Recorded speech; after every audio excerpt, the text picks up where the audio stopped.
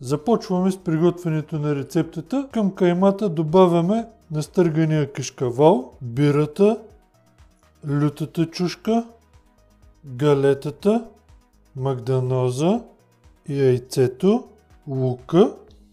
Овкусяваме с сол, черен пипер и започваме да омесваме. Трябва хубаво да се смеси всичко. Ето, каймата е вече омесена. Вижте как изглежда готовата омесена кайма. Трябва да е омесена много добре. Покриваме купата с стреч фолио.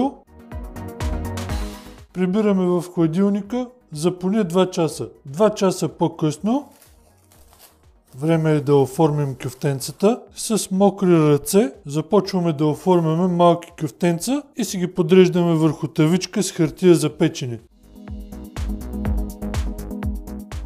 Готов съм с оформянето на кюфтенцата. Отгоре ги напръскваме с малко олио и слагаме във фурната. Печем в предварително загрята фурна на 200 градуса, без вентилатор, в долната част на фурната, около 20-25 минути. Докато се пекат кюфтетата, през това време ще приготвим гарнитурата. Към зелето добавяме морковите, целината, овкусяваме с сол, олио, оцет.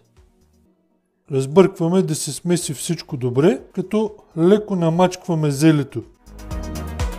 Ето, салатката ни е готова. Хубава зелева салатка, пролетно зеленце. Сега изчакваме кюфтенцата, след което ще сервираме. Кюфтенцата са ни готови.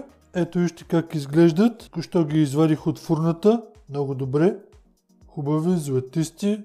Отдолу много добре изпечени, малки нервозни кюфтенца, леко пикантни, имат си кашкавалче, чудни. Сега сервираме, слагаме няколко кюфтенца в чинийка, слагаме от зелевата салата и сме напълно готови. Ето вижте каква прекрасна порция, нямам търпение да хапна. Ето сега ще отрежа едното кюфтенце да видим отвътре как изглеждат. Ето вижте, приятели, хубави, сочни кюфтенца.